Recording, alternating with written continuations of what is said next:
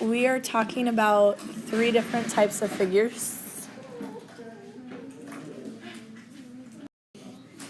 All right, try that again. 6-4. Rectangles, rhombuses, and squares. Okay, we're going to talk about a lot of different properties. iPad's away unless you are taking notes. And Devin, one guess.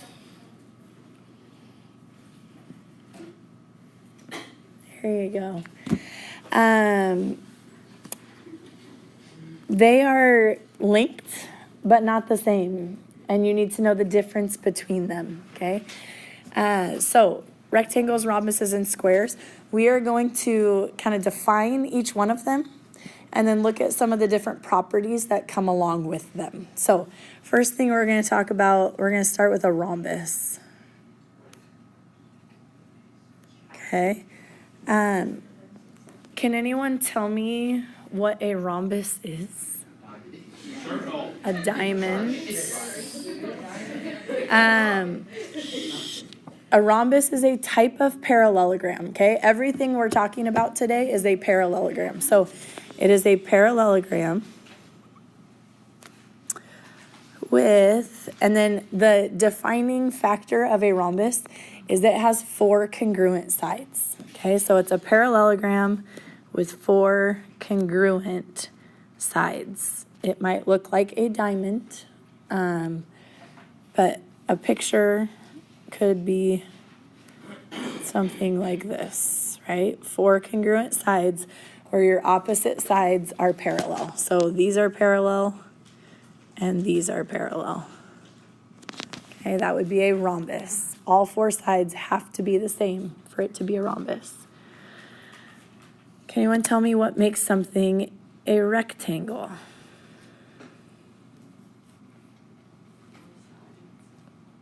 What? It's a parallelogram, so it's going to have 4 sides. Yeah. 4 right angles and 2 sets of congruent sides. Okay. 4 right angles is the definition. It does have 2 sets of congruent sides, but that's not technically part of the definition because that can be other things as well. But a parallelogram with 4 right angles, okay, would be the definition of a rectangle. So a rectangle is going to look something like this. 4 right angles where these are parallel and these are parallel, right? A parallelogram with 4 right angles. Okay, so that's a rhombus and a rectangle. Take those 2 things and put them together, and what do you get? A square, okay? So that's our third one. A square is a parallelogram with 4 congruent sides and 4 right angles.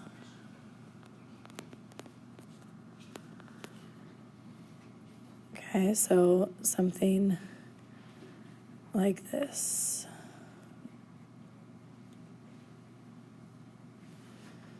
All 4 are the same. I'm not going to put the parallel lines on because it just gets a little too busy, but it is a parallelogram, okay? Opposite sides are parallel. So rhombuses, rectangles, and squares. Those are the things that you need to know for them, okay? What I'm going to do is I'm going to give you some pictures and some information and see if you can tell me, is it a rhombus, a rectangle, or a square, okay? Yeah. Wait, what was the thing where it's like a square is a rectangle or a rectangle is a square? Right, so a square is always a rectangle, right? Because a square will always have 4 right angles. A rectangle can be a square, but does not have to be a square, right? So a square is always a rectangle. A rectangle is not always a square, okay? All right, so first example. If you have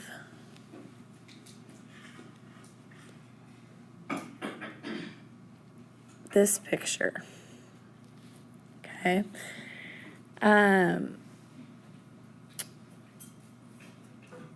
Based on what I'm giving you here. If I tell you ABCD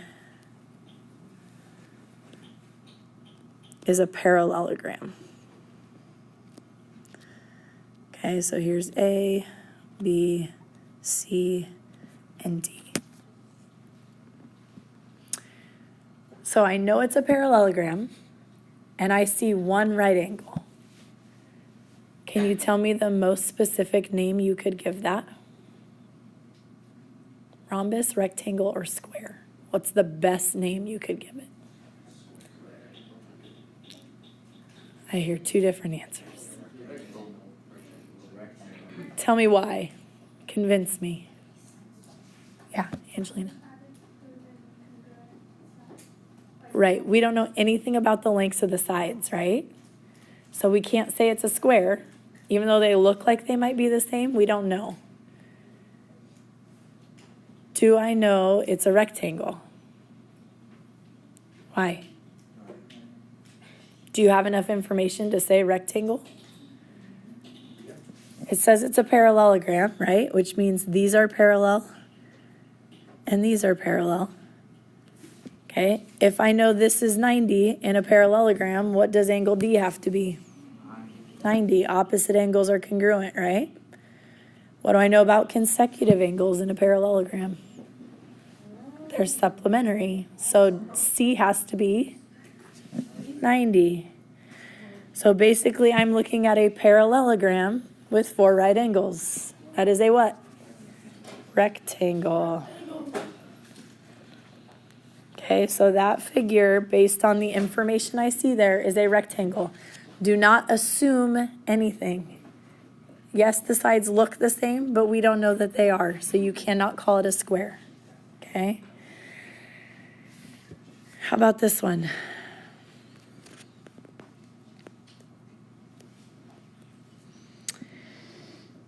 If I tell you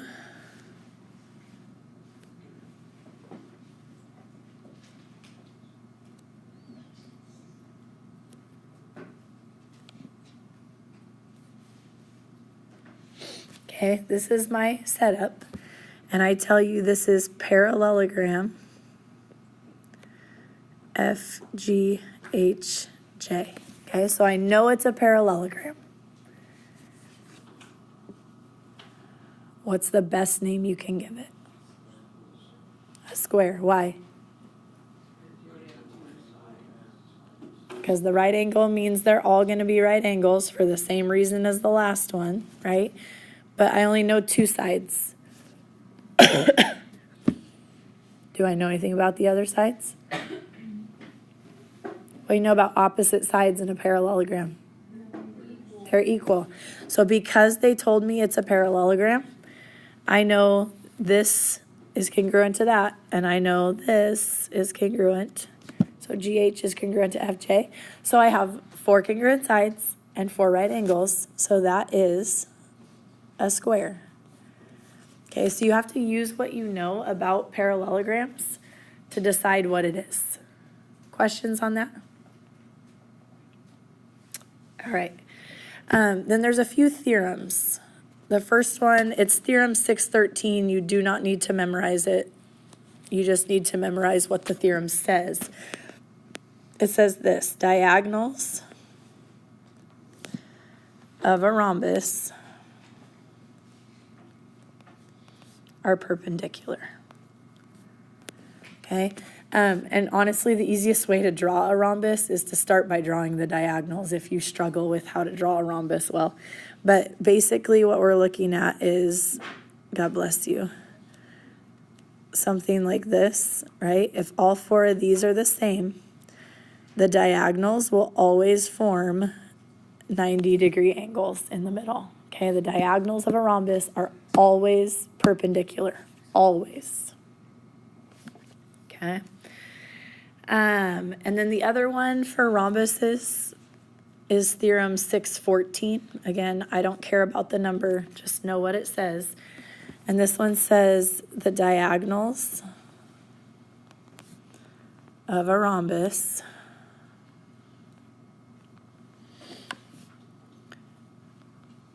bisect a pair of opposite angles. Okay, so let's say my rhombus looks like this. What they're saying is opposite angles get bisected. So in other words, that's kind of ugly. Let's try that again.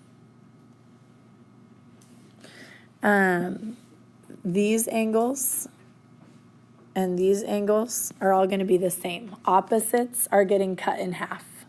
Okay, and because we know it's a parallelogram, opposite angles are congruent. So that's why we know all four of them are the same. Okay, that also works the other way, but the other way are not equal to the first way, right? So these will also be the same on all four of those.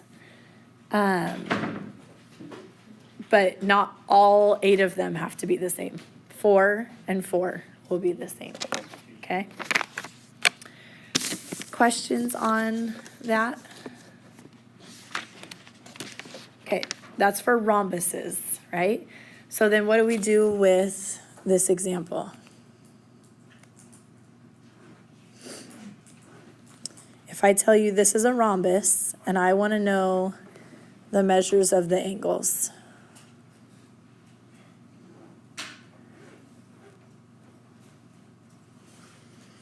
So this is 100, angle 1, angle 2, and angle 3. Okay, what do we know about a rhombus? What's the definition of a rhombus? 4 congruent sides, okay? That's helpful. If we mark it as 4 congruent sides, then you see 2 what kind of triangles? Isosceles and congruent, right? So that is helpful. What is angle 1 right now? 100, because opposite angles are congruent. Okay, so angle 1 is 100. How do I find 2 and 3? Yeah, Bryce.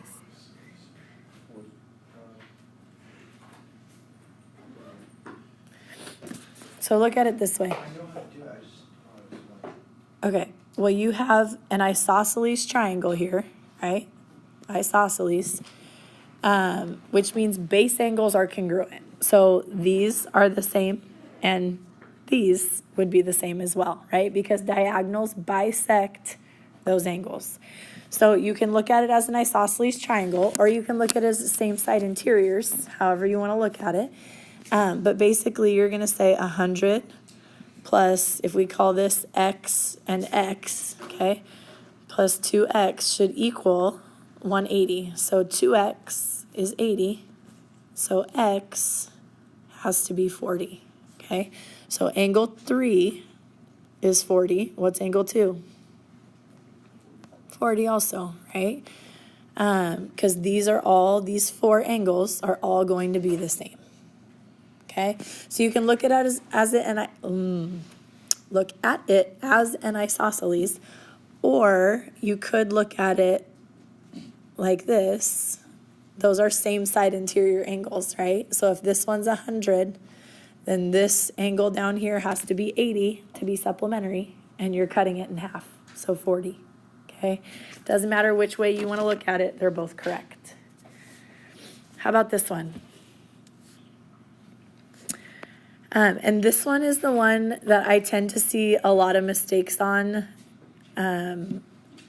this type of problem, or one similar to this that's not a rhombus on the test, because you've done this with a parallelogram, and it's different with a parallelogram. When you do it with a more specific parallelogram like a rhombus, things change a little bit, right? You saw this one on your quiz, and these middle angles were like 81 and 99 or something? That's not going to be the case anymore, because now this is a rhombus. What do you know about the diagonals of a rhombus? They're perpendicular, right? So now you'll have 90 degrees in the middle. Do not tell me that every figure has 90 degrees in the middle, because just a general parallelogram does not, okay? A rhombus does. So you really have to pay attention to what I'm asking you about. Is it a rhombus? Is it a parallelogram? Is it a rectangle? What is it that you're working with? Okay, so for this one, let's say I tell you this is a rhombus. This is 50, angle 1, angle 2, angle 3, and angle 4. What is the measure of angle 1? 90, because the diagonals of a rhombus are perpendicular. So that means all 4 of these are 90-degree angles. Okay, so angle 1 is 90. What's angle 2? 50, because opposites are bisected, right? So 2 and 3 are both 50. Okay, how do you find 4? How do you find it? Right, so you could look at it as a triangle here, right? 90, 50, and what? I have to add up to 180. So angle 4 would be 40. Questions on that? That's for a rhombus, okay? If all I tell you is that's a parallelogram, you do that problem very differently because we can't start with the 90. You wouldn't have enough information on this one to do it as a parallelogram. Okay, last theorem, and then one more example. This is theorem 615. Again, I don't care about the number. Here's what it says. Diagonals of a rectangle are, anyone think you can fill in that blank? What do you suppose is true about the diagonals of a rectangle? What? They're equal. They're congruent. The diagonals of a rectangle are congruent. Okay? In other words, if this is ABCD, we know AC is congruent to BD. Okay? Diagonals of a rhombus are not necessarily. The only rhombus where they would be congruent is a square. Okay? So diagonals of a rectangle are congruent. So if I tell you that this is a rectangle,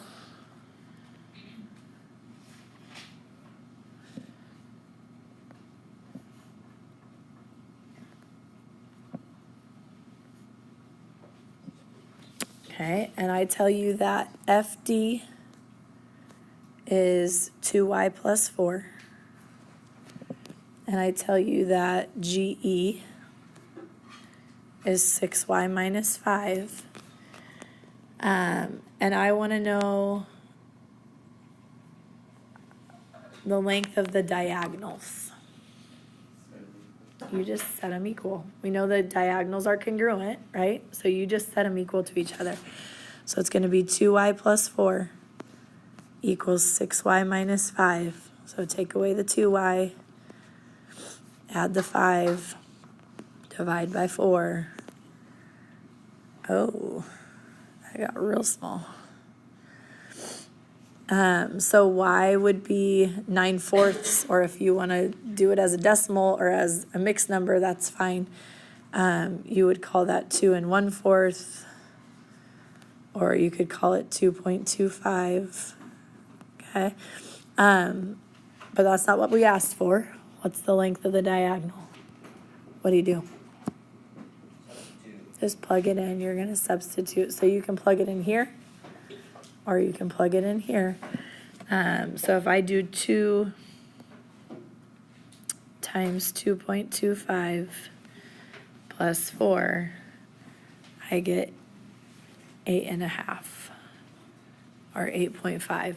So each diagonal has a length of 8.5. If you plug it into the other one, it's a good way to check it. They should equal the same thing. Okay? Tell me this. In this setup, okay, in this rectangle here, what do you know about triangle GHD?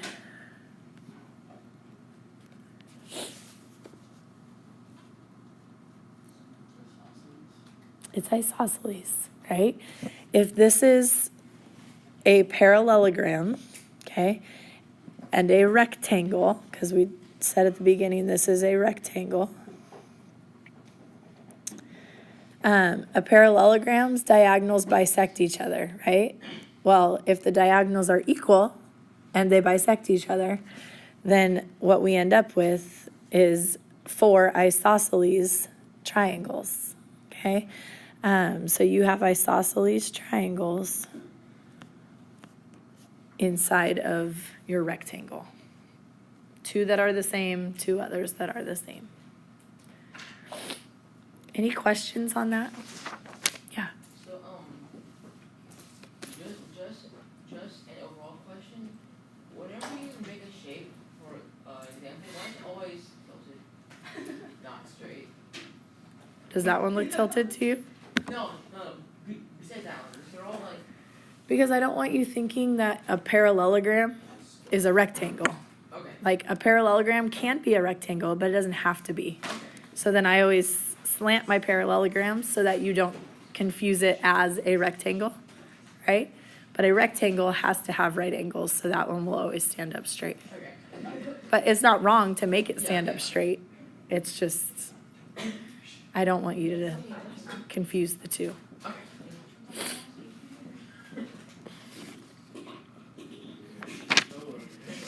All right.